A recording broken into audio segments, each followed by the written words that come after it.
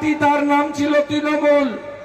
সেই পার্টিটা আগে জাতীয় পার্টি ছিল, এখন আঞ্চলিক পার্টি হয়ে গেছে। এখন লোক ওদের আদর করে বলে এটা তৃণমূল নয়, তোলামূল। তোলামূল মানে তোলা তোলে যারা। এই পার্টিটা আমাদের বিরুদ্ধে লড়ছে। কতগুলো আসনে লড়ছে? রাজ্যের 42, মেঘালয় 1, আসামে 1, অখিলেশ যাদবের সৌজন্যে উত্তরপ্রদেশে 1, মোট 45টা আসন।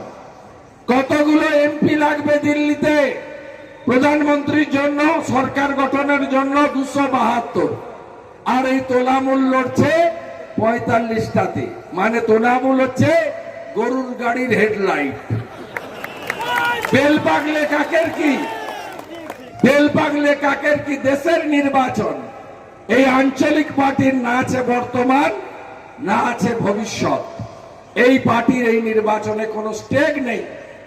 এর বাইরে এই নির্বাচনে আপনারা কেন ভোট দেবেন নরেন্দ্র মোদীজির নেতৃত্বে বিজেপিকে? কারণ ভারতবর্ষ 12তম অর্থনৈতিক অবস্থা থেকে আজকে চতুর্থ, পঞ্চম অর্থনৈতিক শক্তিশালী দেশ হয়েছে।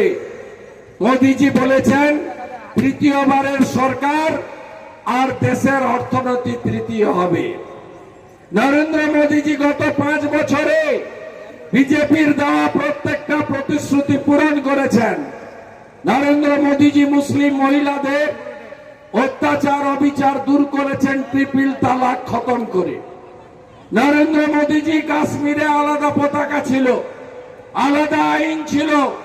আমাদের নেতা, আমাদের বিজেপির প্রতিষ্ঠাতা ভারত কেশরী ডক্টর শ্যামা প্রসাদ মুখার্জি বলতেন, এক দেশ, এক প্রধান, এক বিধান, এক নিশান।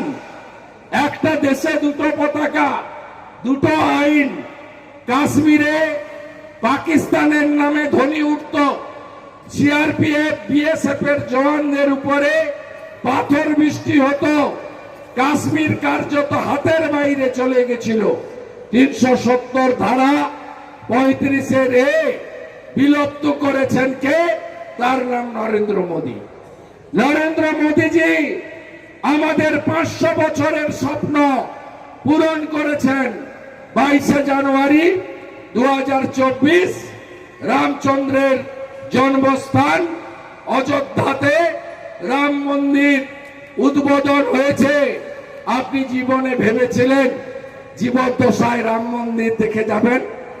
ভাবেননি। আপনি শান্তিপূর্ণভাবে করেছেন।